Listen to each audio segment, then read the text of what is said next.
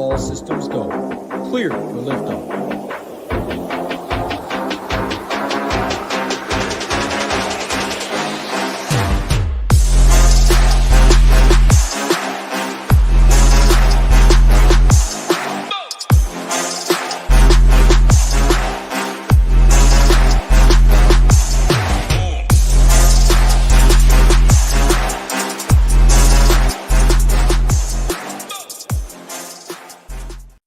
What's up, everyone? Tyler Tamboline here, a.k.a. ToeTagginTambo, back for another edition. It's week 6, process plays, picks, ownership, and more. We'll have you all covered here on the show. Same as always, hit the like button on the way in. Make sure you're subscribed. The more likes we get, the more that we'll bring up on the screen. We're going to start with the stone this week so you guys can see what it's all about, but then it's going to go away, and we're going to ask for 400 likes this week. We'll get to 400. We'll bring it back, and you'll want to bring it back because there's a game on the late slate. I think we got a late slate, that we got a lot to talk about. And I got a 2v2 switcheroo for the people today. So Hoopster, Title, you're here with me. Hoop, I'll bring you in first. We're back at it again, man. Week 6. Let's go. Yeah, ready to roll. I mean, it should be a very solid slate. I mean, we have some big totals finally, after a slow start to the season where the totals and the scoring in NFL is just down in general.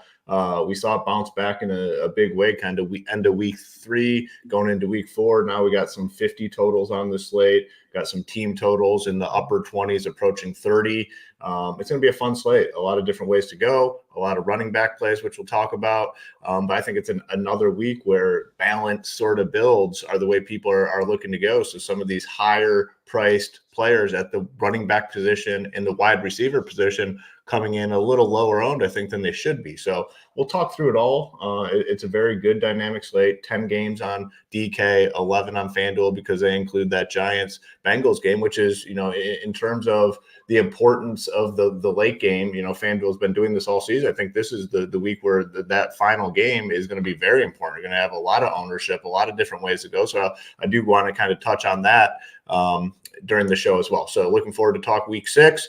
Let's get these SHIPIT Nation logos to the top of the leaderboard, and let's get the job done today. Yeah, right. They're all over you out of the gates. Title, hatless Title. What's up, man? How you doing? Good. I like. Hold on. Where's my man Big Nades? There was a better comment out there than that one. Yeah, that's the comment, Nades. Let it flow. Doing well. I mean, hey, football's on right now. We're talking 6:48 over my time, and we got football on TV. 100K up top. Life is good. 10 games DK, 11 FanDuel. Like Hoop said, though, the FanDuel game is very important because the Giants, without Neighbors like last week, without Tracy like last week, so the Slaytons, the Wandales, the Tracys of the world. So, yeah, if you're on FanDuel, that last game, Sunday Night Football, cannot be ignored at all. But ready to talk some football, boys. Super important game, and we will pull the thread out early. We'll talk about that game if we hit the 500 likes as well. So keep that one on. If not, we'll go full 10 gamer. But like Title and Hoop both said, super important. We got the Londonville Jaguars. Yes, I changed their name, playing against the Bears right now. And Hoop, Lions, Tigers, and Bears. Oh my, Bears are on right now. Tigers are done. So you're strapping up the Lions gear today. What's up with that, man? The Tigers, you were rooting for them hard, but didn't get rooting hard. Yeah, I was rooting hard. Retired the Tigers gear for the season. I don't know. I might pull it off in the offseason. They had a good year. And the thing with the Tigers, right, we're going to obviously hit on the football stuff, but just real quick, it was like a free roll once they got in. I mean, they're 0.2 in August to get in. It's hard as a fan to not realize that point, but at the end of the day, whatever they did in the playoffs was just a bonus. I mean, this team's young. They have one starting pitcher. The fact that they're able to get to game 5 of the ALDS was very impressive. And I watched it with our boy G Rison yesterday out at his campsite, and it was a depressing scene when that grand slam happened. Scooble giving up that grand slam. But I saw how you took care of your depressing day, so that's good to see. Hoopster, a little safety meeting action. Shout out to everybody joining us on this Sunday. Go Collect, Super Hua, Craig, Phantom, Tweezy, our boys always here. MN Holla, Alan, Darren, Philly, Cody, Neil, Stephanie, Kevin, our boy Nades, everybody, we appreciate you. Ross, all these guys. Let's get into it. Let's start off. We got 10 games. I'm going to pull up the slate, Hoop, but if you want to give your grand scheme overview, I'm going to pop up the stone. People could see the first game, see how we do it. I did see a post on X over the weekend talking about color coding it and simplifying DFS. I mean, we've been at the helm of this, bringing Degenerate over with the merger. The stone is the piece that you want to have for this. So I'll bring it up. You can do your grand scheme overview, but we're going to go through all 10 of these games. Yeah, I think the main overarching point of this slate is it's another week where it seems like we've had a lot of these where there's so many value running backs. Like so there's probably like 8 guys that look look like good values at the running back position. They're going to soak up a lot. And then, kind of the same thing, specifically talking like DK, there's a lot of mid-priced wide receivers that look very nice today as well. And that's kind of been the theme for a while. I felt like last year, it's like, all right, you're just jamming Jamar Chase, you're jamming Justin Jefferson you're jamming Tyreek Hill at the wide receiver position and kind of moving on.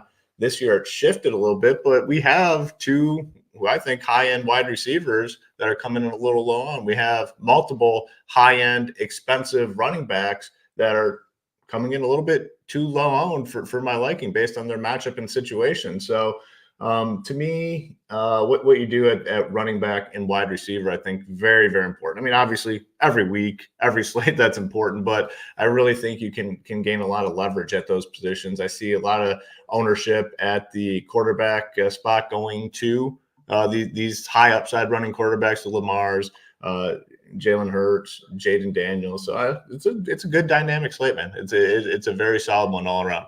Yeah, we got a lot to talk about, Ted. I'll get your overview too, just because I know already the chat's lit up about Levis, Rattler, the Andy Daltons of the world. We got Kirk Cousins, Dak. There's so many ways you can go. And then, of course, the big game, which we're kicking it off with here on the screen. So you can start with your overview and then dive right into this game. But Commanders at the Ravens, this is a big one, right? Lamar Jackson versus Jaden Daniels, the battle of the area, the geographic battle we got going on there, and then just how this one's going to shake out. But a 50-plus total to start things off. So give us your overview and then take us into that first game. We'll get it rolling.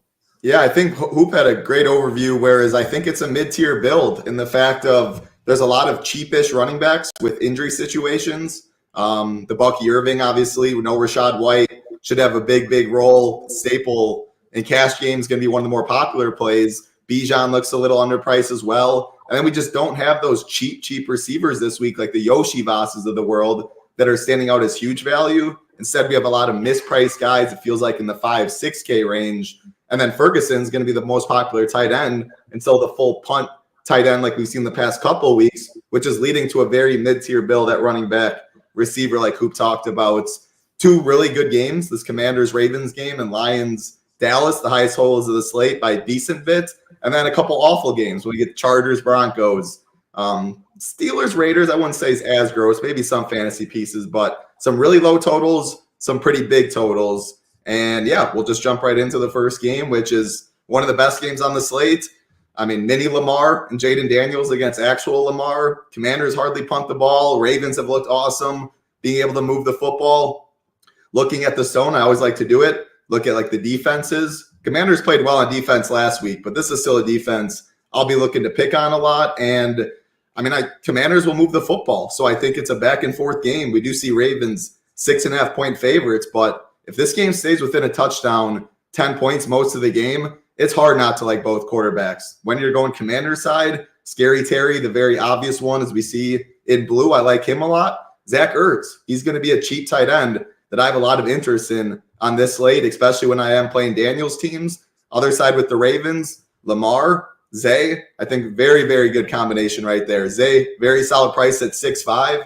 A lot of good receivers in that range, though, like the Drake Londons of the world, Deontay Johnsons of the world. So you can use them as a one-off, use them with Lamar. I don't love playing Derrick Henry when I play Lamar, but if you're going Daniels and not the Lamar side, Derrick Henry's in a great spot. Should pound these Commanders on the ground at home, 6.5-point favorites. If they are leading, like we've seen most games, Derrick Henry's a big focus. If they somehow get down 14, like week 1 when they're playing behind, that's when Justice Hill's in. I'm not playing Justice Hill main slates, but that's when Derrick Henry does bust. Last part, the likely of the world. I mean, it's likely over Andrews, as you can see by our tag. I don't know. I think I like Ertz a little more, but likely always has that upside with Lamar. So I'll throw that back to you. I think I prefer the Daniels side, though. And I didn't even mention Austin Eckler or Jeremy McNichols without Brian Robinson on this slate. Ravens are tough to run on, which is definitely why I prefer the passing game. But we know Eckler could catch 5-6 balls, especially if they're playing from behind. So another guy you can throw in this game stack. Throw it to you, Tambo. Are you overstacking it? I guess the problem with that is kind of pricing. I want to get Hoop's take first. I appreciate it, but only because I'm the homer and everybody knows it. So I want to hear what Hoop says first, and then I'll tell you how I'm handling. I thought that was a pretty good breakdown. I think the Eckler stuff, certainly interesting. Hoop, I'll let you take it away. Talk to us about Commanders, Ravens. Yeah, so I think obviously a big talking point in this game is Brian Robinson Jr. being ruled out. I mean, he got a lot of work at the goal line. Like, they've used him a ton. I don't know how many touchdowns he has on the season, but it's got to be like at least 3 or 4. I think him being out is a big boost for Jaden Daniels at the quarterback position. I mean, Baltimore's a tough team to run on. If you're a running back, it has to lead to more carries for Daniels, more probably opportunities at the goal line as well. So that's the first thing that stands out to me. I just like this game so much better with Brian Robinson Jr. being out, because now I get Eckler, who can do well in either game script, playing ahead or playing from behind. He's going to be their most trusted running back. He can get there with touchdowns. He can get there with receptions. So I think he immediately becomes a solid play. So Eckler, Daniels get big boost. You got Terry McLaurin. You have Zach Ertz on the Commander side. And I don't really want to mess with anyone else. I mean, I get the McNichols thing, but he'd have to score probably 2 touchdowns. There's so many good value running backs today. You really need to bump your expectation at running back. If you're playing a running back today, you need to envision him getting at least 20 fantasy points. And I just don't think McNichols has that upside. Could he do it? Yeah, for sure. But, I'm not going to bank on McNichols getting 20. So I think it's very clear what you do on the Washington side. On the Baltimore side, I'll start with Derrick Henry, because I kind of talked about the high-priced running backs that are going to go overlooked. There's multiple game scripts for Derrick Henry just to absolutely go off and nuke the slate, and he's going to come in at low ownership. He has a couple 30 burgers this season. It's definitely in the range of possibility. He could dust the position. I mean, he really could with 3 touchdowns today, and he's coming in low owned compared to and I think it's probably lower owned than what the ownership projections say on him. We have him at I can't see it on there. I don't have it up on my screen. We have him at 6. So we have a fair. Okay, yeah. So I think that is probably a fair number. So if you play 10% Derrick Henry, you're almost double the field. So love that play. Zay Flowers, Bateman. You can mix in the tight ends. It's tough. But I think the one thing when you are getting involved in this game, we talked about it last week. You can. When it was the Baltimore-Cincinnati game, and we kind of nailed it in terms of, what you can do. I think it's similar again. You can look to do unique things. You can play Jaden Daniels naked, I think, but have Baltimore pieces on the other side. Play them with Derrick Henry. Same thing with like Lamar Jackson. You could play Lamar Jackson naked if you wanted, but you can include a Austin Eckler or a Terry McLaurin. There's just these quarterbacks are so dynamic and have so many different ways to get there. I want to do different things when stacking up this game. I want it to be weird. I want it to be awkward looking when these teams come out. So very good game. I mean, a 52 total. I think this might be like the highest team total we've seen of the season, with Baltimore sitting at 29. A lot of different ways to go, but very appealing from a fantasy perspective. Yeah, that was where I want to start. I mean, both you brought up great points. The chat talked about it. Our guy Jake the Take was in here early, and Hoop, you backed this one up, and I love that calls. I mean, you're looking for people were asking me about playing both Detroit running backs. Is it possible? Sure, that's a later game. I'm saying we'll get there, but all these things we're talking about all lead back to the same thing. The slate at hand has a ton of good running back plays, and that's going to be the thing. You're going to need the points out of them. I think another thing that's interesting is at the start of this week, this was the target game for everyone, and since the week has gone on, it's actually not. Like, there is pieces in here. Yes, McLaurin. Look at the ownership. He's getting some. Zay Flowers, some. But everybody's getting held in check. Sub 10%, like you always talk about, Hoop, with a guy like Jaden Daniels just getting completely held in check. And then the other thing is the Derrick Henry stuff. I think sharper players and people that understand the game theory of if I'm not going to the overstack or the passing in this, and I'll get to that question you had, Title, but if you're not doing that, I think people say, well, I still got to get to Derrick Henry. And I do think he'll get a little boost. I'm going to share my guy Scott Barrett from Fantasy Points, good dude. This is just from an old tidbit from a month ago. The most game script sensitive player in fantasy football history. And you guys know I love a sample size. We're not talking about a couple games for the season. We're not even talking about D. Hember and how he actually does get better over his entire career as months go on. From 2018 to now, this is 23, and since then it's been the same way this year. 22.5 fantasy points per game in wins, 12.3 in losses. So if you got Baltimore winning the game, certainly a good idea probably to get over to some Derrick Henry shares. You can pair him up with the Baltimore D. And I will say, to answer Title's question now, I've got more to that side of things, even Henry with Eckler lineups as a way to chop it up a little bit, because I think Eckler could get 8 to 10 catches here. That I think one thing I will say about this game that worries me, and I said it on Tuesday with Degenerate when we went through the first look, is I worry that as bad as both these defenses can be, they both really want to show up for their dude. It's a big game. The geographics of it, like I talked about, the fan bases that are there cheering for these teams, they're going to do their best to show up for their guy. We could see a lot more running the ball. We could see a lot more, just set up where the defense comes after the quarterback quick, and we could see those dump offs to Eckler, and we could see Henry just get off with it early. So I like the running game in this spot even more than the passing game the more the week went on. Title, I'll kick it back to you. You'd asked the original question. If you are overstacking it, I think that is the way to go just to get different, because most people aren't double stacking Lamar or double stacking Daniels very often. If you overstack, what are your thoughts on like not going Henry? Because then like if you do Henry, like you get 25 touches on the ground, like you're saying at that price tag, and that you would assume slows down the game. Obviously, he can get there if he gets his 3 goal line touchdowns or runs good down there. But what are your thoughts like in between the 20s? I feel like he'd soak up too much if he's.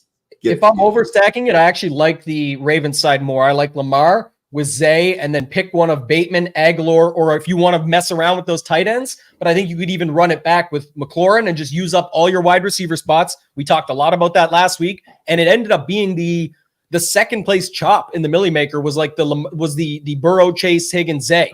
Even though Zay only got 22, it still was enough to land there, and a lot of people had that. I think here you could see it again with Lamar, Zay, one of Bateman or Aguilar, and then run it back with Terry McLaurin. I know some people like Noah Brown too. I'll fit him into some of these overstacks, but I just think people know that these quarterbacks run, so they're more comfortable stopping at Jaden, McLaurin, and one guy versus. Yeah, go ahead. I just wanted to add on to the overstack conversation because I don't necessarily like that in this game, to be honest with you. I like a strong like 3-man stack here. I think it's like perfect. If you're going to Ravens winning game script, thought that was a good stat. The 22, whatever. I think he said 22 points for Henry when they went. Derrick Henry on the Ravens side, and then you can play like Jaden Daniels and Eckler or Jaden Daniels and McLaurin. It's just such a strong 3-man stack. I don't think I want to go outside of that in this game. Yeah, I might have some teams where I have 4 pieces, but man, I think the three-man game stack here is it's strong. Yeah, one other note too, we use the stone for this, and obviously we got to have the likes to keep it up. I think the likes are about to cross, where are we at right now? 181, so almost over 500 watching. You got to hit the likes. The stone goes away. It'll come back when we hit 400, but little things we look at, like the rush D, they're obviously not good against the run. The Ravens, not good against the pass. The Ravens pass a ton. The Commanders have been passing a ton, so you could see this here where it sets up that way. And if we go with some of those stats, the game script, everything, the only thing I'll say, Hoop, is that, and it has actually changed, so I don't go against what you're saying anymore, but the other day when I was talking about it, it seemed like this game would be more popular, and I was saying those 3-man stacks would get overturned. Like if the game actually hits 60 points, those 3-mans can go to the wayside when people do have 4- and 5-man stacks from this game, if it breaks the slate. Yeah. The popularity in this game rests at the quarterback position. The quarterbacks are popular. And outside of that, like you don't got to worry about anything else. I mean, it's spread out, and it's just the quarterbacks that'll get a good chunk here. Yeah, I agree. All right, let's go to the next game. Then we'll go to an interesting one, and I'll start with you, Title. The Cheeseheads, the Packers at home. We got Cardinals at Green Bay. Some plays in this one too. We're targeting a little bit over here. The stone, I just pulled it down, but if you guys want to get it back, you got to hit those likes. But Title, kick it to you. Cardinals at the Packers. What do we got? The first thing I want to mention is if there was a weather game on the slate, this is the weather game. Roth has it yellow-orange, and he's pretty much saying it looks like the timing of the rain isn't great. Like at the start, will be throughout, probably scattered though, sometimes higher, or the rain will be more or it will impact the game more than other times.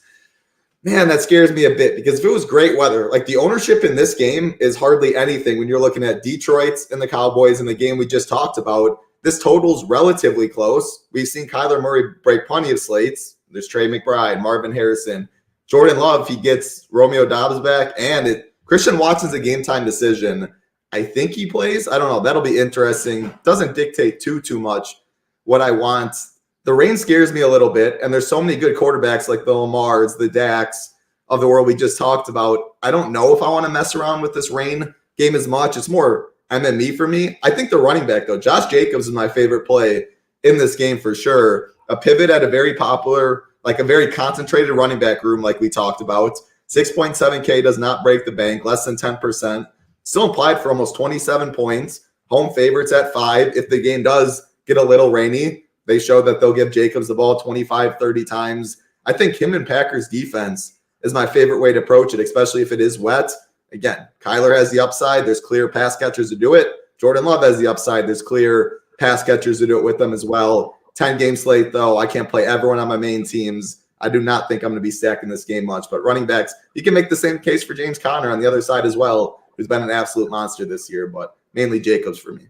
Yeah, the funny thing is the weather report on this is the same weather report as Jacksonville Indy last week that smashed. So I'm not going to go away from it because of that. I do, though, agree with you, and I love the Josh Jacobs call. And the Cardinals, very bad run defense. The Packers, fine against that. Decent enough O-line. I think they can make it happen. I don't even care if Watson comes back. I still think there's interest more in like Reed. Wicks is a flop lag candidate. Everybody wanted him last week. Doesn't seem like anybody wants him this week. Tucker Kraft, huge price increase, but it makes sense if you're stacking it. Again, it's not, and he's also $200 less than Ferguson at probably 1/4 of the ownership or something. So again, if you're going to this game, I'm more interested in that. Marvin Harrison, I like on the other side. McBride on the other side. So I do have interest in this game. The pass defense for the Packers, I think we're waiting on. Did we get the Jair Alexander news yet? Not that, necessarily need it, but it would change a little bit for sure. He's obviously very good.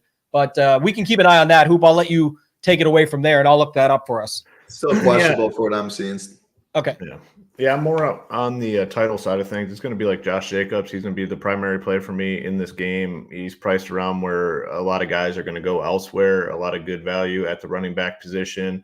Can't play everyone. I have other spots that I'm more interested in at probably similar ownership. So the way I'm going to get exposure to this game is through Josh Jacobs. I hope it's a Josh Jacobs game. I hope the Packers beat them 28-7 or something like that, and Josh Jacobs gets 2. The Jordan Love stuff is, I think the Jordan Love stuff's always a little interesting, but it gets a little more complicated today if all these guys come back. Like, he could definitely spread it out. I mean, it looks like he could have 4 legitimate wide receivers today, and then Tucker Kraft as well. I do have Kraft. I will say tight end just continues to be a dumpster fire position, so I will have a good chunk of Tucker Kraft and Josh Jacobs, but I'm not really stacking this game up. Somebody, where's our guy? Ross K, tell us about Kyler Murray. He fucking sucks as an NFL quarterback. It's very simple. Yeah, this is not the 2v2 switcheroo. I have a perfect one for you later on, but I think this is another interesting one. Jordan Love, $100 less than Dak, half the ownership, if not 1/3. Tucker Kraft, $200 less than Jake Ferguson. It's definitely a spot. I know people think you're chasing Tucker Kraft. There's a reason his price went up that much. The guy is a beast. It's a bad tight end slate. Why do you think Ferguson's getting that ownership? So just he might be a top 5 tight end in the league right now, by the way, too. With all these older guys like the Andrews that used to be there, Tucker Kraft's actually good at football. He's very good. That's what I'm saying. Like, he's certainly that. I know there's other dudes that muddy up the situation, but especially in tournaments, large field, the way we're looking at it, that's the type of stuff you want. If you're playing one Jordan Love lineup, gets a little bit tricky. You got to pick your guys and go with it. But if you're playing MME and you've got him built into your pool, you're going to be, you want to sort of, that sort of thing should excite you, that there's multiple ways to go and you can get different combinations and patterns and things that just other people aren't getting to. And it's not like someone on the run back, like McBride, no ownership. Harrison Jr., no ownership. Connor, no ownership. Like, you can get to all that stuff if you even want to run it back. So I think there's lots of ways to go within this game. It's certainly an interesting one for this slate, and it's one that you can target with pretty low ownership overall. Here's one that you probably aren't targeting, but was at least something to talk about. Hoop, I'll kick it to you. Texans at the Patriots. Pretty ugly game to kick things off here, but could just be a blowout as well. Yeah, earlier in the week, I was a little more interested in the Texans side of things with Nico Collins out, opportunity for Stephon Diggs, Tank Dell. And then I start digging a little bit. Joe Mixon coming back. You saw what they want to do early on in the season. They want to pound it with Mixon if they can. I mean, he got so much work before getting injured. It's a relatively gross spot on the road here. They're favored basically by 7, not projected to score a ton of points. So I kind of bailed on it a little bit. Like, I do actually want some Mixon. He's coming in very, very low owned. In my 150, I want a little bit because we saw what they wanted to do, and they've been cautious bringing him back. So they have to imagine he's pretty close to full health at this point. So he has multiple touchdown upside. He has that 20, 25 fantasy point upside that I want at the running back position, or not even, he has more than the 25 fantasy point upside. So I'm in on Mixon, in on Diggs, Tank Dell, and then, of course, I'm going to be a sucker and continue to play freaking Dalton Schultz. 4,100 tight end position sucks. We talked about it. Can he get some extra work with Nico Collins out? Like, I think he can. So all these guys are coming in low. I thought Diggs would be a very, very popular play earlier on in the week, and his ownership's just not getting there. So I do want to be overweight on him, but I don't think I'm going to do it with Stroud. It's going to be just individual plays, Mixon, Diggs, Tank Dell, and then, yes, I'm going to continue to burn money by playing Dalton Schultz. Yeah, the interesting thing here is 5, 6, 7, 8, 9, 10. Like for 12 grand, you can buy a stack. And I got to give a shout out. My boy, Tom Brady is gray. I think the name was different. He had to change it, but it's Tom Brady is gray. Getting old, maybe owning teams now, apparently next year. But I will say, he mentioned the May Henry stack. I already had Poke in the tidbits, and I like a secondary stack here. I like the Tank Dell Hunter Henry. I do think May could just come in and use Henry a lot and just plug it to him. And now he's pumping the whole stack up. So maybe I have to rethink things and look. Don't know how heavy I can get there, but it is at least somewhat interesting. Tank Dell for sure. No Nico Collins. The mix and stuff would have been more popular if he was available all week. It took till the end of the week, but certainly a really good matchup here in a spot that it could just be a blowout. So it could be him on the ground a bunch, and he's definitely not getting ownership. Title, I'll kick it to you. Texans at the Patriots. Yeah, not a game I'm really going to get too much. I get if you do want to go the Schultz, CJ, all that, it's super, super low owned. There's enough quarterbacks. I'd probably rather play Jordan Love than I would in this spot, and I don't even know how much Jordan Love I'm getting. So really just Tank and Diggs, who are coming in pretty low owned, pretty low total. People don't love playing against the Pats. They don't want to game stack this game, so it's going to get pretty overlooked. If you want to go Gibson as kind of a pivot running back, going to get some ownership, but obviously no Ramondre Stevenson, only 5.3 on DK, 5 on FanDuel, and then you want to go Tank, a Diggs at pretty low ownership. That's how I'll be looking, a single stack, one max in this game, but I don't like it. I'm not playing May. Good luck to all those out there. Play the house very sharp. He's playing some May, and Tom Brady likes some. Not for me, but will help some best ball shares that have had zeros the whole way.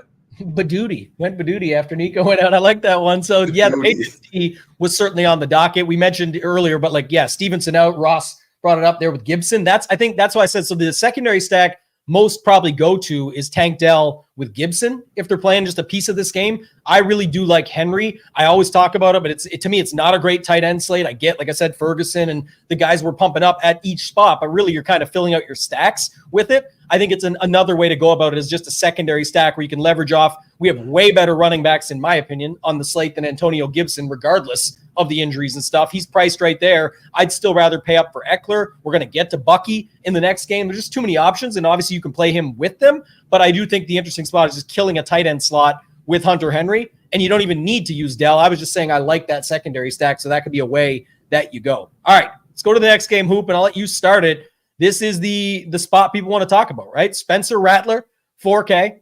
Bucky Irving, Rachaad White doubtful, assuming he's going to out by the time we get the inactives. But Bucky Irving, 5,400. Talk to us about this Buccaneers Saints game.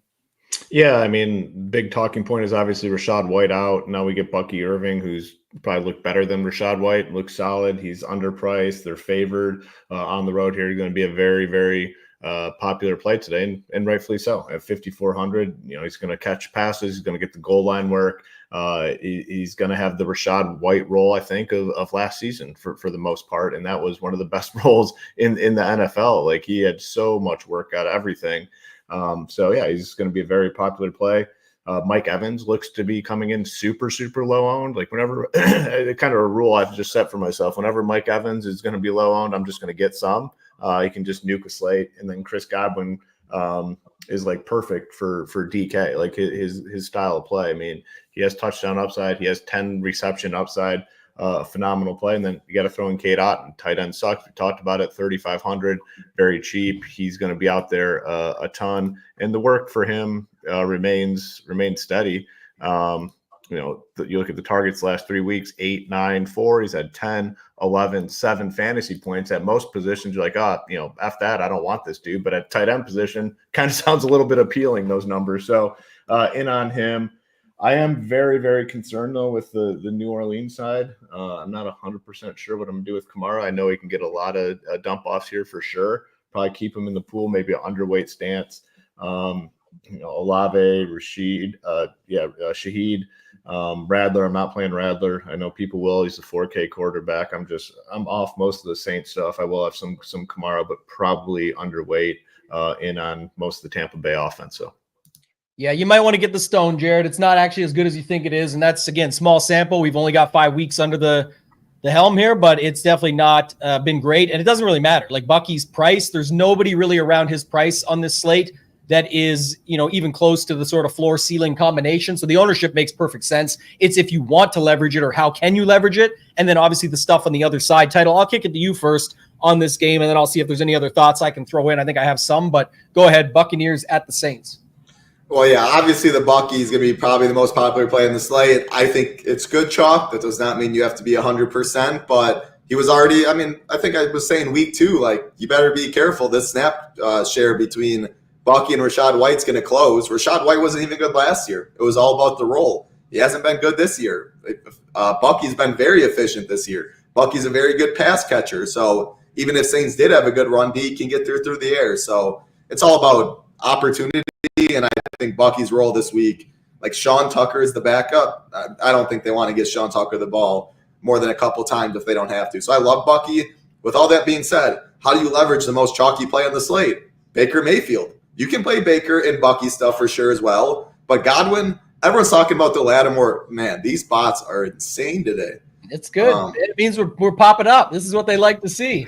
That's the more insane. we grow, the more they show up, that is. And now we just ban their ass. So simple and plain. Keep going. Yeah. Everyone's the Lattimore Evans. Lattimore has owned Mike Evans most of his career. Everybody knows that.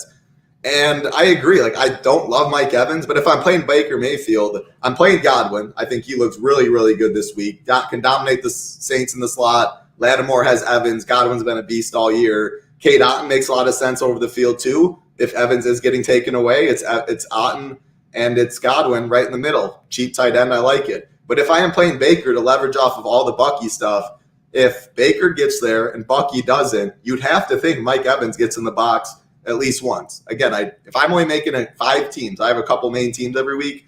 I'm not getting to Baker, but I don't hate the idea. You can go Baker, Evans, Godwin, Otton, or just pick 2 of the 3 as well. Do I love Evans? No, but everybody's scared of Lattimore. I think you're going to be embracing that ownership, Tambo. Maybe you can tell me I'm wrong. Other side, I'm with Hoop. I'm going to let people play Rattler. I want 25 in tournaments at quarterback. I get you completely flip the build. If CD goes out there and gets you 40, if Derrick Henry gets you 40, Rattler's 13 points could be enough. I'm going to bank on that not happening on this slate. And if I'm not playing Rattler, I'm hardly going to probably be playing Olave, Shaheed, Juwan, Kamara. With all that being said, I would not be surprised if any of them got there. And Shaheed would probably be my favorite just because he can take a wide receiver screen to the house for 70 yards. So that's how I look on. If I'm playing the Baker stuff, Shaheed would be my favorite run back. Yeah, I want to talk about this one certainly because of what you just said. And that's where I think it gets misconstrued, especially in large field tournaments. I talked about this a little bit earlier, but certainly embracing it and going Rattler. I know everyone's doing it and just jamming all the studs. That to me is a cash game play or like a really high dollar, smaller field because you can kind of get away with more. If you play Rattler and he gets you 13 and CD Lamb has 40, good night. Dak lineup's got you. I'm almost guaranteeing it. It's just the way it works. It's how it's going to happen. When Chase has 40, look where Burrow's at, almost 40. Like that's the situational stuff. I think if you're playing Rattler in the large field stuff, you should want to put a Shaheed who could just drag him there. You should want to put a Shaheed and Juwan. Like you want to see if he can get you 20 to 25. I know it's not likely, but you're hoping for it. And how does that happen? It's with an Olave or Shaheed or someone brings it along. And then you can have Bucky on the other side because even if Rattler and Bucky were popular together, which I understand it might be, you're using it to get a totally different build on the other side. You can have Godwin on the other side. I think Godwin is a great one-off today, even as leverage. If you're not playing Bucky lineups, maybe it's him instead. He's 6,900, nice price that you got on him there, and you'd be able to put him in and just plug and hope that Lattimore on Evans is a thing.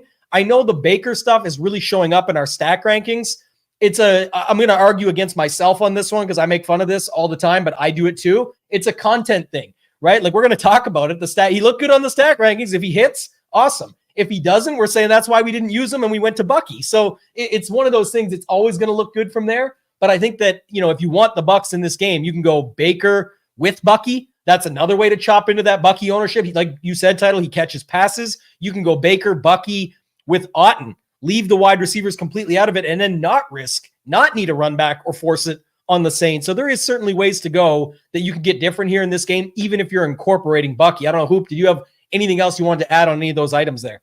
No, I think it's all very, very solid points. I mean, there's different ways to go. I mean, if you are doing the Rattler stuff, I'd say, yeah, definitely make sure you're just, stacking him with Olave, Shaheed, Johnson. Like you said, you got to go for the whole thing, essentially. So, yeah, like that call, appealing game.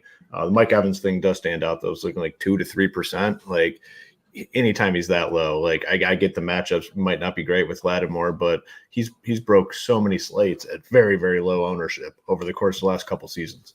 Yeah, and I will just say one last thing because it got brought up a bunch. It's definitely not sneaky. Don't take this the wrong way, but like Bucks, the Tampa Bay Buccaneers with the Buccaneers defense, pairing those two together is super chalk. Like you can do it. It makes sense. It all adds up.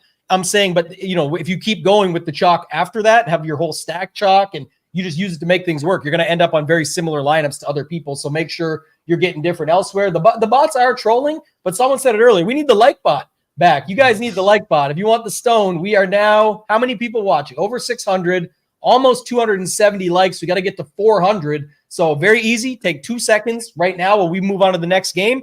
Hit the like button. I think this is thin. Shout out Black Mask Media, always here. He's back playing this week, but again, I think it's very thin. Going to McMillan, you've got Godwin, Evans, ownership discount on Evans. You've got Otton, who I don't know if I truly believe his ownership once the cards turn over. We'll see. But even still, Bucky, Baker, there's so many guys in that game alone, let alone the 10 games we got on this slate. So I just don't know if you'll end up needing it. Let's move on, Title. I'm going to kick it to you here. Interesting spot, I guess, with the Eagles at home. Big-time favorites going up against the Browns. Deshaun Watson been absolutely horrible. Looks like the Eagles D could be popular. But other than that, not much popularity there. Maybe Hurts gets a little bit just because people like that safety, but not much going on either side in this game. Your thoughts on this one? Saquon Eagles D looks phenomenal pairing. I mean, Deshaun Watson has been awful. This team is tough to watch. And I guess that is where I'm struggling so much because I think Jalen Hurts looks great. I think A.J. Brown and Devontae Smith will be low owned as we're showing 5%, 4%. Dallas Goedert, also very low owned as a pivot in that Jake Ferguson range. But can Cleveland score the football? Can they score to keep this game somewhat close so the Eagles have to throw the football? It's hard to see. Amari Cooper is the one where if I am playing some Hurt stuff, and I do, I like Amari Cooper as the run back because you'd assume that they're implied for like 18 points. I mean, Amari Cooper is a target monster. Deshaun Watson pretty much has one read in his book. And it's not Jerry Jeudy, and it's not Njoku as much. Njoku gets some work, and I guess he's not the craziest at 4.2. But I'm playing Amari Cooper. I think he's ran bad this year under expectation. They're going to be throwing the ball a lot, playing from behind. He's the only one I have interest there. And I'm going to throw right back to you, though, Tambo. Can you play Hurts and one of these guys and then run it back with Amari? Can Cleveland offense can actually move the ball and force Hurts to drop back?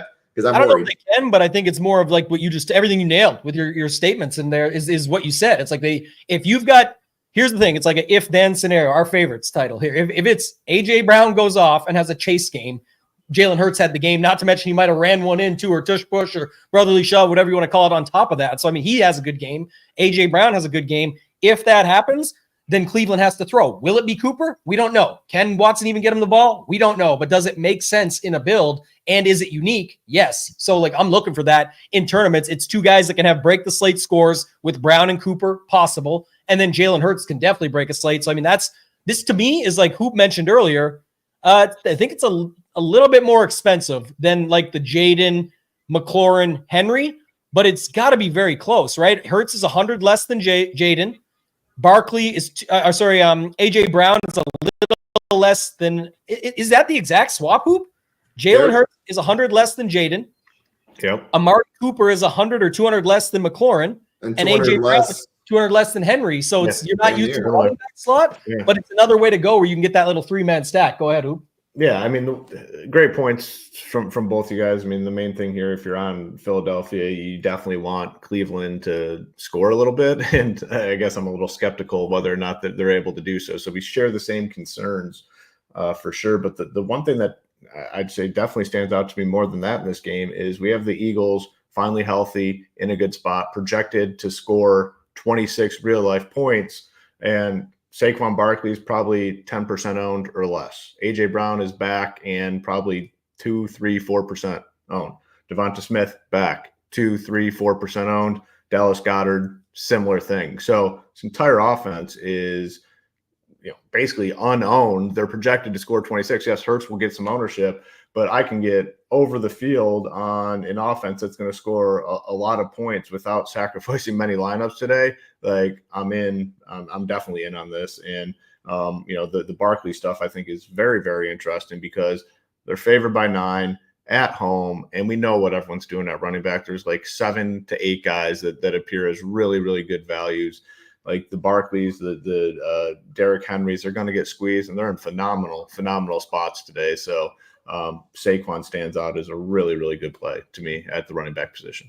I will say too, because we always try and incorporate a little bit of FanDuel, some fun stacks over on FanDuel where you can play Barkley and Henry together.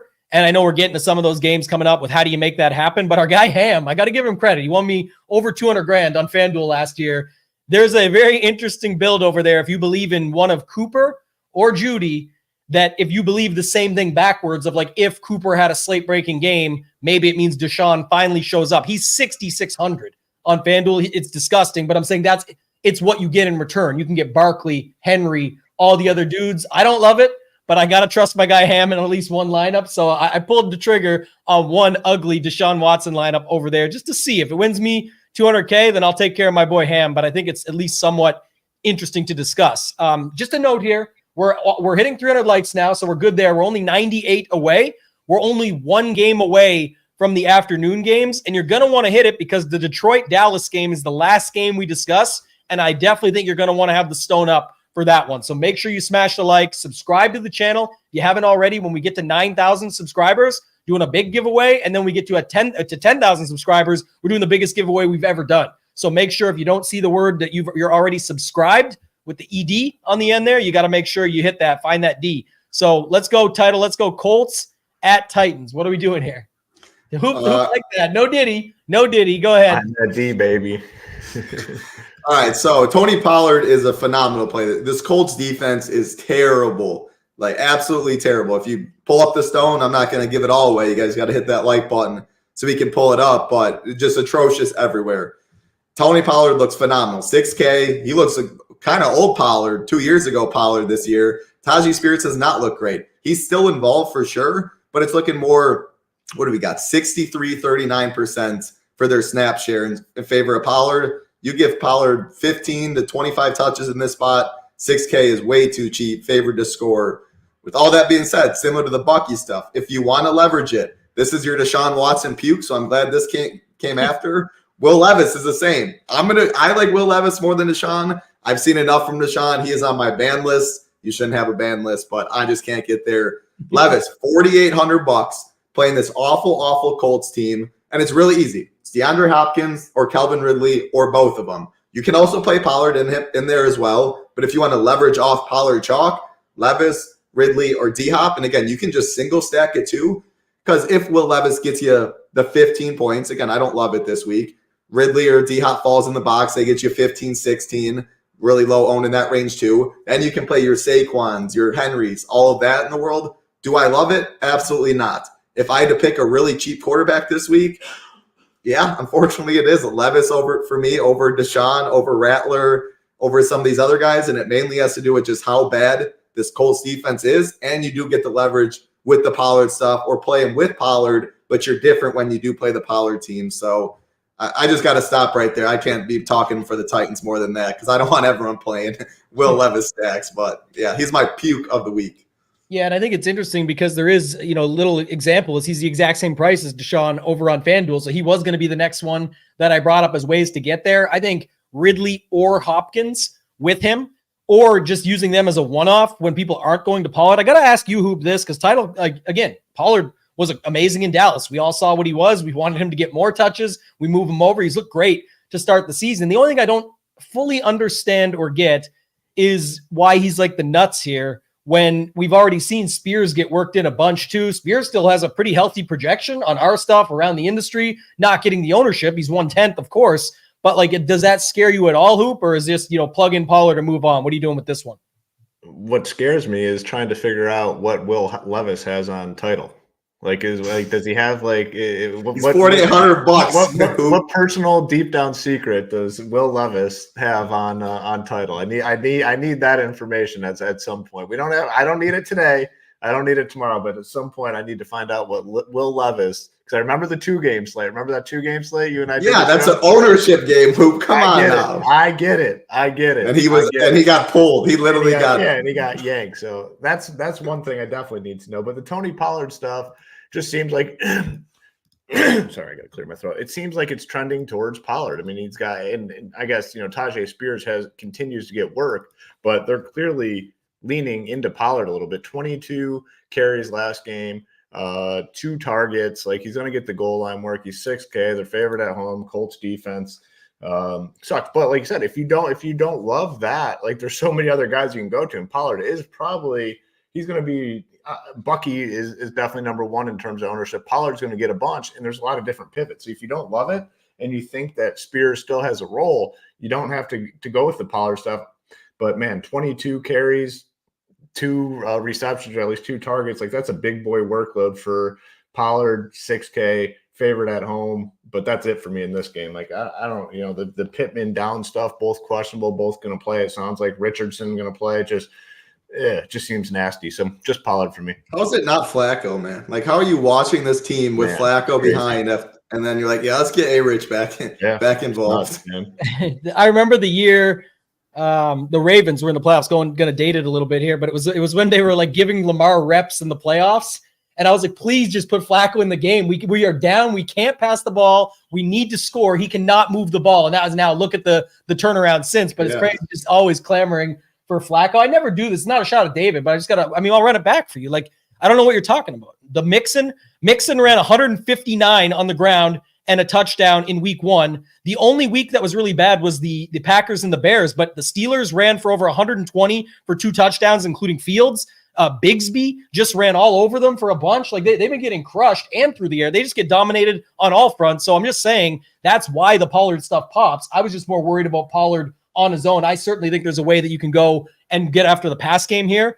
and run it back on the other side. But yeah, I don't have a lot of love outside of the Titans side here. It's really tough to pick between the, Pittman was almost on the IR and now is back. Downs, fine. Maybe Downs is good there. I don't like Adonai Mitchell, for those wondering, as much as I did to start the week. That was thinking 2 things, that Pittman was going to the IR and that Downs could possibly be out. On top of it, Anthony Richardson trying to hit him a couple times that first week. But we'll see.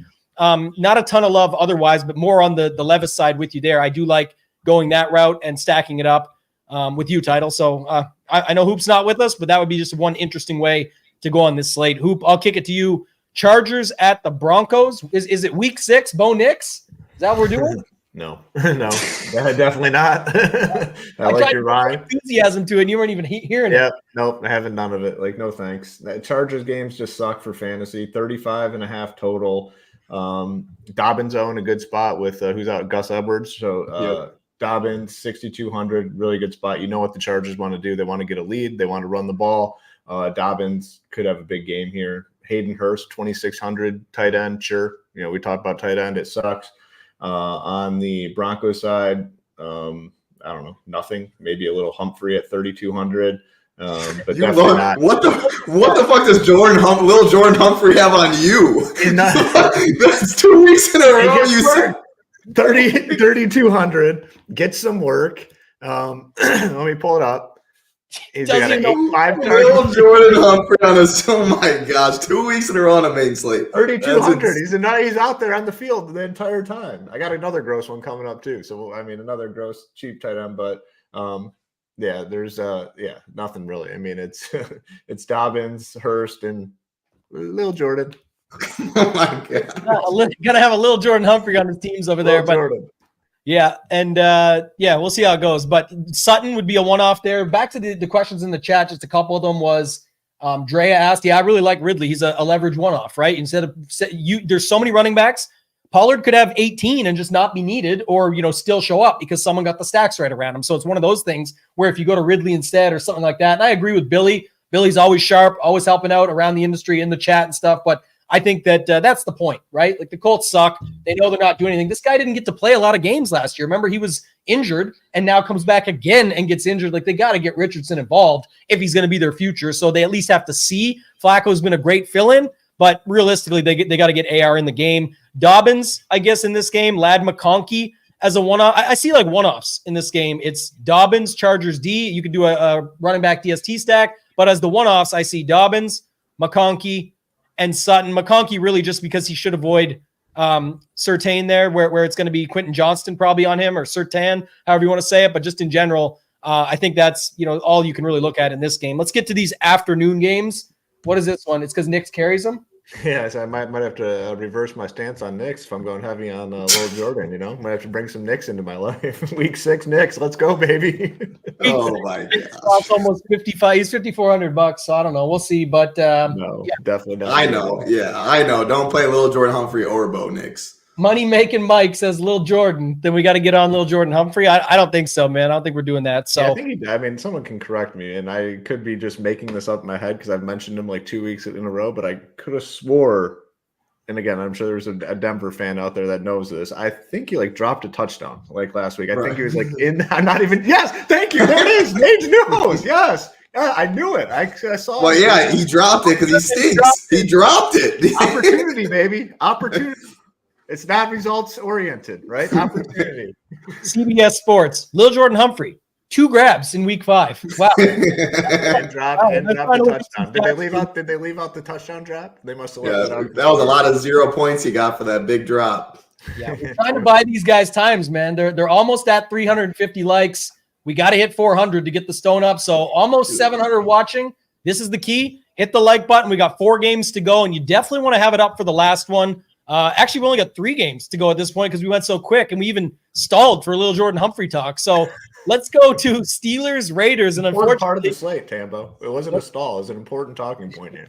Last time we stalled, we did get the Burrow spot really right, but I think we spent some time on the earlier games today where that might be the case. But we do have another interesting one coming up next. Here's one that's not so interesting, I think. But Title, you kind of had quick thoughts on this one early as you focus up over there. Get focused. Get focused. We got a big game here. We got Steelers at the Raiders. And you said kind of interesting when you kicked it. I'm curious what's kind of interesting about this game. I think there's one-offs on both sides you can make a case for. The Raiders side, obviously Devontae situation. Well, I think Trey Tucker for 4,200 on a slate. There's no Jacoby Myers and Devontae Adams. And there's not a lot of, unless you're playing Lil Jordan Humphrey, there's not a lot of 3K options that are appealing to people. So 4,200 Trey Tucker is really cheap on this slate and in that Ray McLeod range kind of that is going to get more ownership. So I think he's interesting. We saw the upside 2 weeks ago. I think Brock Bowers overspending 1K more than Ferguson at tight end. Tight end is awful. If Brock Bowers goes out there and gets you 18 points, 6K is a lot at that tight end position, but that could be enough with just how garbage it is. So I'll be taking some shots on Tucker Bowers. Warren's back, so we don't have to mess with Najee. And I like Pickens this week. All the BS stuff, like the snap count going down last week, calling Arthur Smith art, just really, really, really mad with his role. But the Raiders are awful. I think they're going to try and get Pickens back to being happy and out of locker room cancer. Pickens at this price tag, man, has monster upside. That's something that I'll be looking at in a very concentrated 5'9". Deontay Johnson, 6'1". Mooney's in that range. London's a little more expensive. So I'm throwing it back to you on this, Tambo, though. Fields. I don't love it at all, but he always has that upside. He doesn't break the bank. And if I already like Pickens, I can go Fields, Pickens, pick one of Tucker, Bowers. It's gross for sure. Talk me out of it so I don't have to do it. God, I just think there's too many spots like that. You got to pick your spots. And this one for me didn't pop up enough. I actually have some Raiders defense that I know of. I've got some one-offs on the Raiders side. I know our guy, Tom Brady was just in the chat again. And this is the one that Ham was selling me on, was DJ Turner, 3,300 on DraftKings, min price 45. I think you can go to 4K actually now on FanDuel, but 4,500 on FanDuel. If you need to make something work, they are without guys, right? Adams not suiting up. I know there's chat. He might go back to the Raiders now, or I should say stick with them outside of all these trade things that we talked about. And then obviously Myers out as well. So it's really hard to get to Bowers at 6K. I guess that's what makes him somewhat interesting. So I get that one too. But if you're doing it, Fields, maybe put Muth in there at tight end just to waste the spot, and Pickens. Pick a guy on the other side. You don't have to run it back, obviously, but I guess that would be it could be a 3-man too. Could be Fields, Pickens, Bowers, and just call it a day. Don't mess with any of the cheap stuff. Get yourself a different build. It's just not something I love. And I got to go back here. Sean knows. Lil Jordan Humphrey would not be a business decision. That's business destruction, buddy. Business destruction. That's not a business decision. You're just wasting your lineups. He's finding the box today. He is finding the box for us. As Tambo says, go bet him to find the box. Don't be playing him in this main slate. I'm playing his ass. Great pivots off these shitty ass wide receivers that you guys are talking about. I mean, same price range. DJ Turner and Tucker. Give me freaking Lil Jordan all day, baby. Lil Jordan, 2 grabs and 0 touchdown catches. All right, but the other thing is Hoop. The other reason they got to get the 2v2 switcheroo is coming up, but also the first touchdown bet of the day. You talked to us about pre-show. Hoop actually does have a pretty interesting one in a big game coming later on. So again, smash the like. If you love these shows, this is what we do. They're always free. We appreciate it. It's free to do. Takes 2 seconds. We don't got to keep asking about it the earlier you hit it. So it's that easy. Smash the like. Let's go to the second last game. I don't get to talk about this one.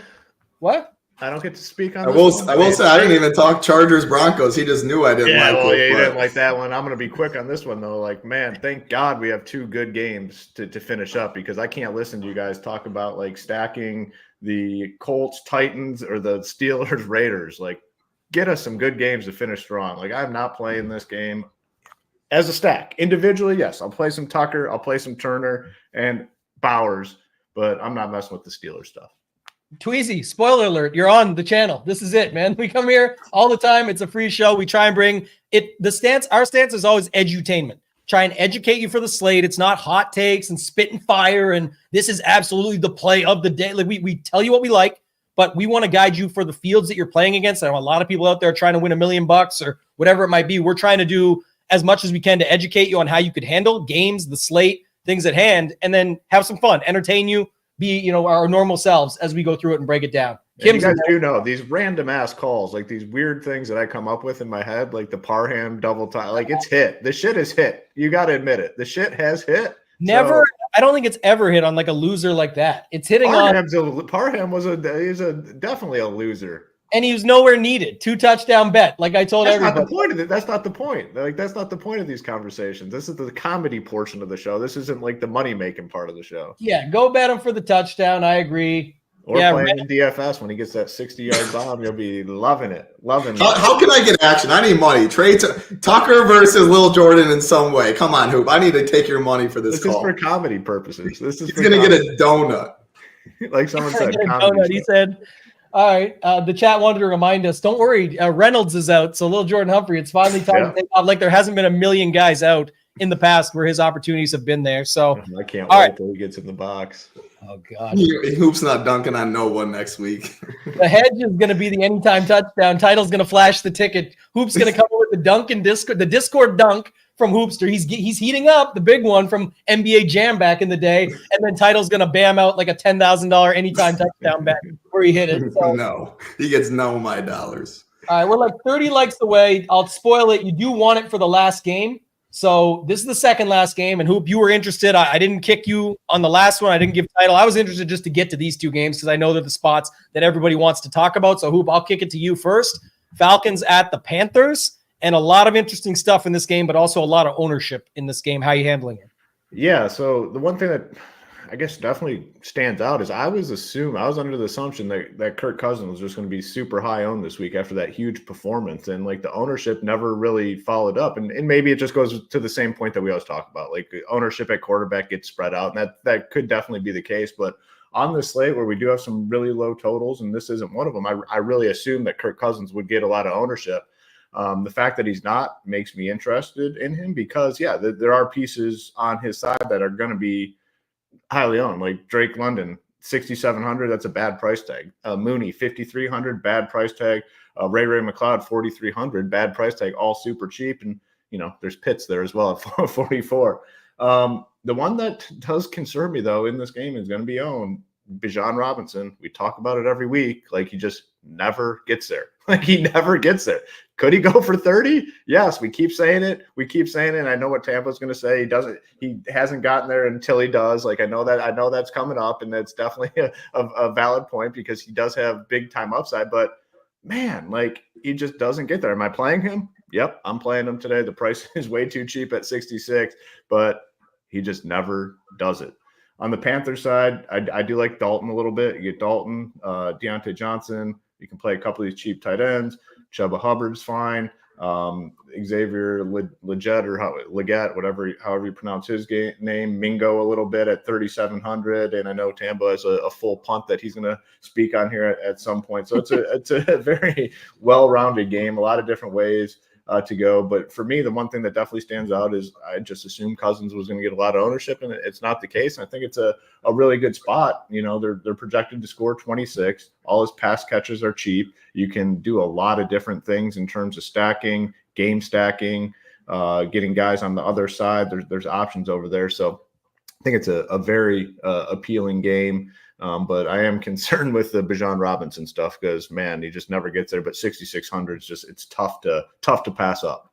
Yeah, I agree. I think that is at least somewhat interesting. I'll kick it to you in a second, Title, but just want to bring this up. Mike H. referenced it. And I know I got faith that the likes are going to come through and we'll get the stone for this last game. So that's good. But the daily fantasy football roadmap, Hoop and I worked on this behind the scenes, got as much done as possible that we could bring up. You can get that for free. Even if you're not a member, you like what we do, you like these free shows. Even if you don't like this video for us or this stream, you can still go over to shipitnation.com, just put your email in, click send me lesson 1. You will get the 5-day email course. You can click the picture and actually get the breakdown on what we discuss over those 5 days. But people like that course quite a bit. We got more education. When you do join the site, you get all these courses with your membership included free, including a 4-hour NFL DFS course. And so many people watch the Mayo Show now that probably heard the jokes. I'll use the pun early, but it also doesn't work as good because I'm a lineups guy, not a lines guy. It works better for people's. I'm building my lines today, but I said Jalen Coker might sniff a couple of my lineups over there at just 3K because I do like the Dalton side of it. The Title, you first. I hope that's just like a talking point. You're not like suggesting Coker over Lil Jordan at this point. No, I got a guy coming up in the next game that's even better that you're going to sell me on. And also, don't forget X Hutchinson earlier, who we didn't fully talk about either. He's in that spot for 3,300 with no Nico. But Title, I'll let you take on this game. Falcons at the Panthers. Very interesting because it's the highest owned game on the slate. It's, so much concentrated ownership. Panther side has Chuba and Deontay Johnson, which is very, very concentrated. Deontay under Danny Dalton. Just read one almost every single play. Chuba has been a monster on the ground. Falcons can give it up on the ground. And all of these Falcons, they had a long week because they played the Thursday game. Cousins threw for 500. Drake London can get there. Mooney can get there. Ray can get there. All too cheap. Bijan Robinson at 6'6", 8.5 on FanDuel. You rarely see a price discrepancy that big. Way too cheap on DK. It's just like, how do you play it? And so Cousins is the one. I agree. The ownership looks pretty low. But if you play Cousins, you're forced to play so much chalk that if you run it back, you're probably running it back with chalk, whether it's Chuba or Deontay, and you got to get different elsewhere. It's definitely a good spot, but I just think so much ownership's going there, like even overstacking it. I don't think that's going to be too different. Cousins, Drake, Mooney, Ray, all those are really good plays anyway. Kyle Pitts is the way to get different, I think, in this Falcon stack, and it is so puke. Like, he looks like the fourth option. Now, on a main slate, if I am playing Cousins, I do like Pitts, again, because he's by far the lowest owned pass catcher. I think my favorite way to go in this one, though, is Bijan, to just hope that it's not the chalk pass catchers do bust. Bijan does get in twice, but Tyler Algier can also make this stack bust. I'm not saying I'm playing Tyler Algier. I don't think it's a great main slate play, but how does Falcons chalk bust? Yeah, Bijan's in that chalk boat. Tyler Algier falls in the box once. He's still being used. So I think what I came around to was it's a great game, but I just don't think I'm going to be stacking either side really because of ownership. And I'm hoping Chuba, Bijan, two of the better running backs on the play, that one of them just dominate, that they can take the arrow to the football and more so it busts. But yeah, I mean, a lot of very highly owned individual pieces in this one. Yeah, London game not looking good right now for the Jacksonville side. Certainly agree. Ban that little puppy. Get that gone. And Richard, we're the home of the giveaway. We're nice guys. We like to give everything away, but with the Stone, we protect that thing. So unless we actually get 400, it's not coming out for the last game. I'll do my best to talk my way through it so you guys can hit it, because I think this game is very interesting. As a matter of fact, I think it's a spot that we know is popular. I love what Title said. One part specifically is that, the Kirk Cousins ownership looks low. It's going to steam up big time, I think, by the time we get to the main slate. If you look at any of the other sites, you look at some of the sims, things like that people are looking at, it's already pushing it, because when you're jamming Bijan, London, Mooney, McLeod, etc., people just naturally remove whatever they're getting and just put Cousins in there, and they already like Chuba Hubbard, Canadian Chuba Hubbard. The choo-choo train, you got the Gus Bus is out this week. The choo-choo train keeps on steaming through, but missed the bonus by 3 yards last week, but Deontay Johnson. So here's the interesting thing. My flip is I think Dalton is the guy here, $5,200. We see it all the time. It's a popular game. You want pieces from, but you don't know how to get different. The funny thing is Bijan is actually not that different, because he's still getting ownership because of a silly price at 6,600.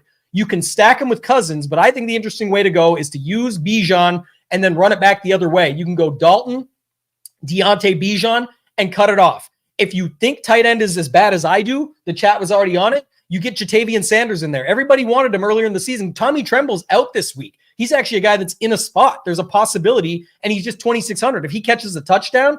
And then the other most interesting part is Leggett there in the middle. And the reason he's so interesting is because he's priced below Mooney, above McLeod, and much cheaper than Deontay. It's literally everything that you're looking for in a leverage play in a popular game. So I think this game is interesting. I think you got to get a little bit uncomfortable, but it's not expensive to go Dalton, Sanders, and pick one of Leggett or Deontay Johnson if you feel safer. It's not expensive to get Bijan, and what would make the most sense for Bijan to have a big game is a couple touchdowns on the ground, and then Dalton has to do his thing. Everybody earlier, you wanted Flacco? Get the redheaded version. Get Andy Dalton in there, play his ass, and put his guys with him. They're all popular, but that's the way to flip this game, and I think it's a solid spot. So I'm going to have interest in going to that side of it. I don't know, Title, Hoop, if you guys have anything else you want to add on, but just a quick thought there. And I saw this too, Billy. Again, it's you're paying for it. It's 2,600. It's a spot only. I don't disagree with you, but I'm just not as concerned about that. You know what you're doing when you're building this up. It's what if tight end just doesn't hit either? That's the other thing. Tight end's a onesie position. You have to use one.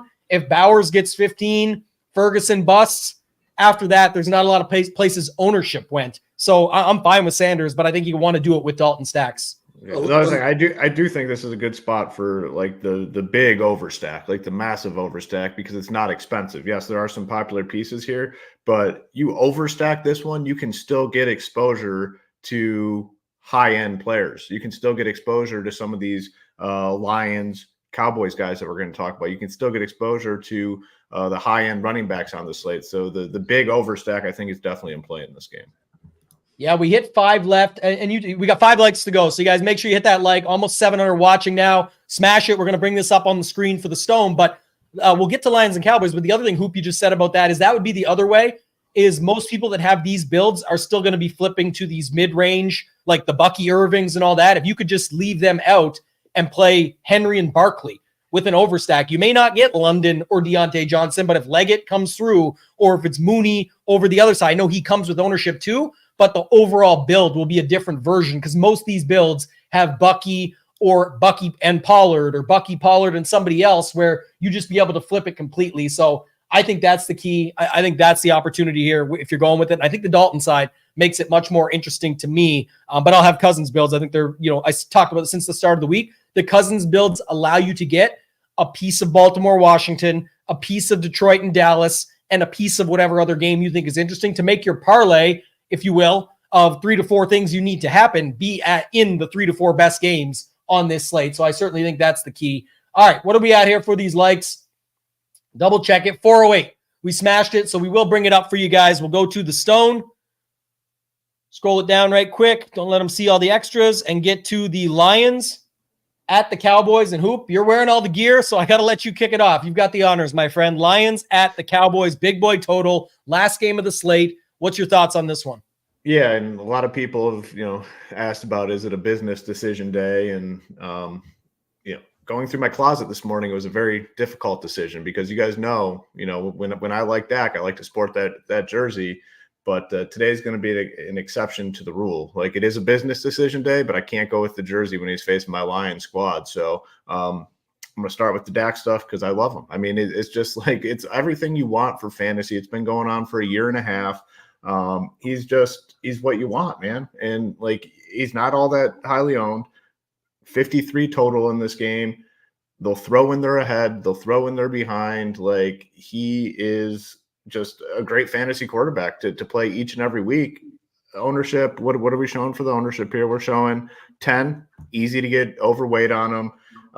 Got options. If you want to go the expensive route, you go with CD Lamb. You can go Tolbert. I don't mind punting with Brooks at 3,300, and then you got Ferguson at 55. So yes, it is a business decision day. I'm going to be way over the field on Dak. I think he's a phenomenal option. We saw the Lions offense. It's starting to roll now a little bit, and the one thing when you're stacking in these Lions games, you need the other team needs to be playing with the lead because the Lions will try to shut this shit down with David Montgomery. They just gave him the extension. You need Dallas to get out. It can't be Detroit up by 10. This game busts if Detroit's up by 10, 14 all the way through fantasy-wise. But I think we can get some back and forth here for sure. And there's just so many different plays in this game. Jared Goff's coming in very, very low owned, like 2%. I'm not saying I'm going to play him. I'm not playing 20% Goff, but 5% Goff in my 150. Yeah, sure. I can probably do something like that. 2 running backs, Gibbs, Montgomery, Amon-Ra, 8,100, I think is too cheap. You got Jamison Williams. He's a legitimate force this year. He's going to get deep looks. He's converted on them. And then the tight end position, Ferguson's getting a shit ton of ownership at, his price point, but why can't it be Laporta at like no ownership at a tight end position that's pretty weak? So many different ways to go in this game. I hate to kind of do this, but like listen to Sports Talk Radio, they had Jared Goff on the other day, and they were going through and talking to him, and he was talking about Tim Patrick so much. Somebody's a great fit for the team, great fit for the offense. Is he a great fantasy option today? Who the hell knows? Maybe not, but at 3,300, he had 2 catches, 52 yards. If I'm going to be big on this game, like quarterbacks talking highly about the guy, like Tim Patrick at 3,300, I think is a guy to consider. But this is a premier game. Dak Prescott, phenomenal play. CeeDee Lamb. A lot of people, like I said, want to go mid-tier range, even at wide receiver. You have 2 spends here, CeeDee Lamb and Amon-Ra St. Brown, where on this slate with a lot of value and not many spends, you'd assume that these guys are going to get a shit ton of ownership, and it's just not necessarily the case. So in on this game in a big way. Basically, all these plays I think are phenomenal. And then even Rico at 5,900 got 20. He got a ton of touches last week. It was 20. It looks like 20 carries and then 2 catches as well. So many plays in this game. Love the spot. Play a little Tim Patrick. I threw it up there. Tim Patrick. Yep. Get him in. But one thing I will say, we talk about this all the time. Jerry Jones, that is. Jerry had a little Lamb. Forget Lil Jordan Humphrey. CeeDee Lamb is not Lil. This is the guy you want to be in on. And there's an interesting stat. I didn't have this one pulled up for you guys, but it was in the same sort of tidbit stuff before. Lamb, all the games that he's broke the slate are with Dak. I know that makes sense on paper, but I mean, for everyone trying to do different things, just like my take is this. Well, like I said earlier, when you plug in your Rattler lineup and it just naturally gets you the money to Lamb, I love that. That's great. But what I worry about for you is if Lamb actually does what you're wanting him to do, it's going to crush your lineup because it's going to be with Dak and some of the other stuff. Like Dak can get there with Turpin, with Ferguson, and have the double stacks that just go off and crush, the run backs, all this. I got a lot to talk about this in this game title, but I'll let you roll it out here first and give your thoughts. Then I'll see if I can find anything different to round it out. Yeah, I mean, Hoop covered it really well. And just looking at the stone, you can see like the ownership for the highest total on the slate, you'd expect to be higher, but it makes sense because you go to both running backs or both sides for running backs. The Lions side, you have 2 really good ones. You have Gibbs and you have Montgomery. Obviously, everyone knows Montgomery just got his 2-year extension. How you play them, I think they're both great plays. I wouldn't play them together on the main slate. Both of them are pivots in that high 6K range with the Bijan and stuffs of the world. David Montgomery, if you do think Lions cover, if you think they jump out early, it's more of a Montgomery game. Gibbs can always get there in any game script, though. So Gibbs feels like the safer play, but both are very much in play. If you play either of them, you can obviously go Dak, CD. Brandon Cooks went to the IR, so that's definitely a bump for Jalen Tolbert coming off a big game. And Jake Ferguson, a very popular tight end. But if you want to get different, tight end. Ferguson, very popular. Look at that Laporta ownership. 1/6 of the ownership, $500 more. I think it could be a Laporta game. Two very good. I think two of the best receivers on the slate. Amon-Ra, CD this week. Fitting them both, or if you can in this game. That's like the Rattler stuff you're talking if you need Levis stuff. But going Goff or Dak, you can still fit a Goff, Tim Patrick, now that Hoop's saying him as well, for very cheap. Jamison Williams, pretty cheap. You can stack Goff with Amon-Ra, pick one, and then go CD on the other side and have enough value. Rico, if you go Goff side, maybe it's I don't love the Goff stuff with Rico as a run back as much because you'd expect them to be playing from behind. What I will say, though, is seeing Goff at 2%, I love Amon-Ra. I like J-Mo. I love Laporta's ownership as a pivot. And then throwing in Tim Patrick, too. He stands out a lot at that price. Now, he needs to run good. The first 3 games are really bad. Last week, 27 DK points. I think that's definitely in the range of outcomes. Going to the other side of a somewhat chalky quarterback. No rushing upside isn't great. The clear pass catchers on where to play them with multiple good run back options and multiple price tags. It's a very good game. There's no doubt about that. Yeah, so the switcheroo first off the hop is Amon-Ra and Laporta are the exact same price as CeeDee Lamb and Ferguson. You're getting way less ownership on both sides. If someone's playing a high-end wide receiver today, it's a Lamb over Amon-Ra. I know the ownership on our stuff shows pretty similar, but we'll see how it shakes out because I think once people more, again, we update it again, and as the steam comes in, I think more people just get to the Dak side naturally because of Ferguson, so that bleeds that up. But for sure, look at Laporta, 3% versus 25 on Ferguson, exact same price for both. You don't have to play Goff with Jamison Williams as much, but if you're playing Laporta, I think you should. So that's where the switch comes in there. If you want to add that in, it does free you up $300 to flip the whole stack completely, but just those two alone is a switch. Another interesting switch, I don't like this at all. I'll give you an example, flip it backwards, but I just found this is a bonus one, kind of. It's $100 left on the table, but anyone playing Derrick Henry and Bucky Irving could play both Detroit running backs instead and have $100 left over. I just don't think this is a slate to do that. I know that you can run all over them. I know they can get there in more ways than one, but for them both to have a ceiling score that's needed on a 10-game slate with all the running back options that we mentioned, I don't see that. So while you are, sneaky or unique, I'm not doing it. I don't like it. So it's up to you. Do what you want to do, but definitely don't think that's the way to go. And then the Dowdle thing was the last thing I wanted to touch on here. Was like Hoop said, it's almost like he took over. And at 5,900, I know people are talking about Elliott at 44, but Dowdle is 5,900. Nobody's going there at all. It's a good game. And if people are going to running backs in this game, it's clearly one of Montgomery getting the contract or Gibbs looking like a good matchup with the running and the passing game against Dallas that he can take on. So I think Dowdle is pretty interesting at 5,900 as well. More of probably a late swap situation for me. And that's why I try to bring up late swap ideas for you guys in these last 2 games. I'll go back up to it. But if you're playing the slate and you have to late swap, moving your Atlanta side over to your Panthers side, moving your Detroit stuff from Dak over to Detroit. Like there's 2 really good late swap opportunities here. So certainly something I'll be on the lookout for. I think you should be as well, regardless of how many lineups you have. Hoop, any extra thoughts on this game you want to mention? No, I mean, very, very appealing game, a ton of different ways to go. But the wide receivers definitely stand out. Like Amon-Ra and CeeDee Lamb, to me, on the slate should be much higher owned than we're showing. I mean, we have 14 for Amon-Ra and 13 for CeeDee Lamb. Man, that's too low for me on the slate. So I want a big time overweight stance on both those guys. Yeah, like I said, I do think Lamb will pick up steam here. I don't know, Title, you agree or disagree on that? And any other thoughts you got on this game? Yeah, I agree. I think Lamb will be higher owned than Amon-Ra. Not too many. Again, the late swap call is definitely good, but this highest total on the slate is getting a lot less ownership than that Falcons spot. And even Panthers like Chuba Deontay, you can't just pivot like a Drake London and stuff to that because they're getting ownership. I do think this Lions-Cowboys game is the premier game to late swap. And people are stacking in tournaments, but the individual ownership really isn't. Yeah, J-Mo at 6%. Why can't you pivot from a Mooney or whatever, similar price? J-Mo gets you 25 big play guys. So late swap, always important. I think that's a good shout. This game's a lot lower than I expected.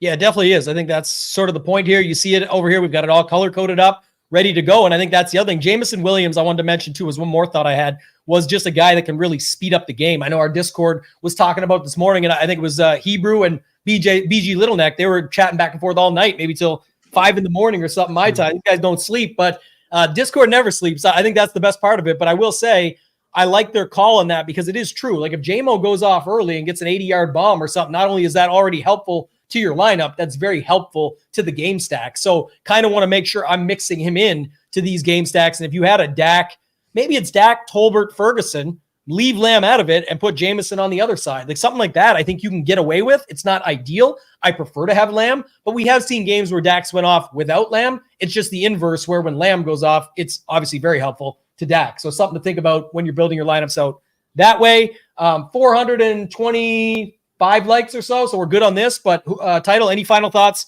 on the slate overall now that we talked through everything?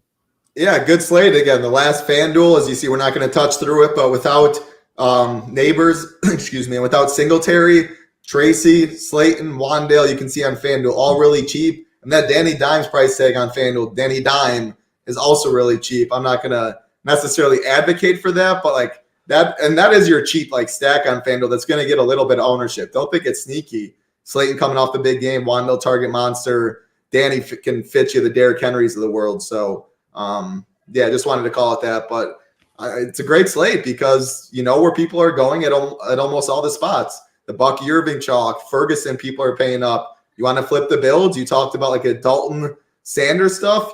You have a completely different build just going those two right away to be able to fit all the studs. You can go CD, Amon-Ra, a million different things to just tell a story with your team. As always, think about ownership wise. If you're going Falcons chalk, you completely overstack it. How do you get different? Your secondary pieces. The premier games, though, the Ravens, Commanders, and Lions, Cowboys, it's getting ownership, no doubt, but it's not like, I mean, Falcons are the story of the slate if you really had to look at in terms of ownership in one spot people are going to.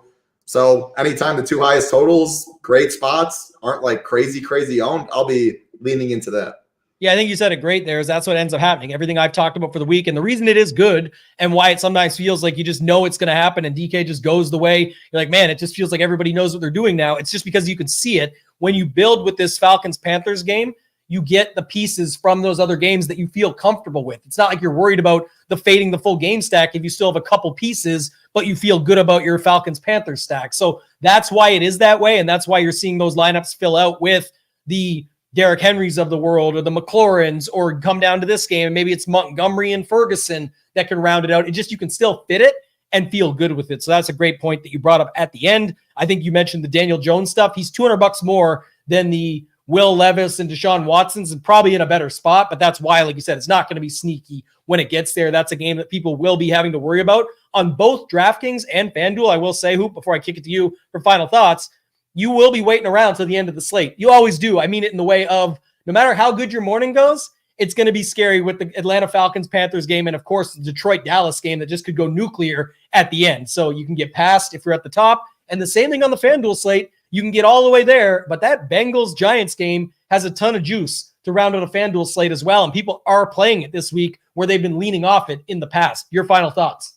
Yeah, I think you guys broke it down perfectly. And then that last game, I mean, on FanDuel, very, very appealing. I think the one thing that stands out, Jamar Chase at like 9,500, that's like a big boy price tag. And are people going to be willing to pay that and sit on that sort of salary going into the late game? I mean, you have two cheap wide receivers, Slayton Robinson. You got Tracy Jr. 58. You got Daniel Jones. I mean, this is the stacking the Giants is one way to get all those cheap or expensive running backs that we talked about, get all the expensive wide receivers. I mean, has to be one of the cheapest full stacks. And even Theo Johnson at like 5 catches for 50 yards at a crappy tight end position. So it's definitely going to impact the slate on FanDuel today. There's no doubt about it. And like you said, going into the afternoon, do not feel comfortable. If you're winning in the morning, do not sit on that cash rolling into the afternoon, because these games have the potential to absolutely go off. It's a great slate. You know, again, finally nice to see these big totals popping up, these big team totals. Obviously, get on over SHIPITNation.com, get in our Discord. All our content's already up, posted. Let's have a big day and get those SHIPIT Nation logos at the top of the leaderboard. Yeah, you said it too. That's the other thing is, again, I don't know how the ownership's actually going to go, but funny enough, more people want a Jamar Chase than a T. Higgins right now, but it's because the way they're fitting it is with that game stack, right? Once they have Tracy or they have Jones with these cheap guys in, they can get up to Chase. It's just how many people are wanting to sit on that stack throughout the day, and we'll wait and see. If you are sitting on early morning cash and want to spend some of it, the first orders are going to be coming in soon for the new merch. So the blue hoodie is up over at shipitnation.com. And then the new Travis Matthew hat, the black mesh back logo, you can get 10% off anything in the store. Use code MERCH10. Go check it out. I know a lot of people got their orders in already. We posted it in the Discord, but if you want to be in on the first batch of shipping, that's the way to do it. If you don't want to join today, if you do, Join the Nation is there. If you don't, just go get the email education course. Click your email in, send me lesson 1, and you'll be good to roll. Thank you guys so much for watching. Appreciate it. Hit the like if you haven't already, or if you're watching on replay, make sure you're subscribed to the channel so we can keep those giveaways going. For Hoop, for Title, for myself, ToeTagginTambo. Let's ship it!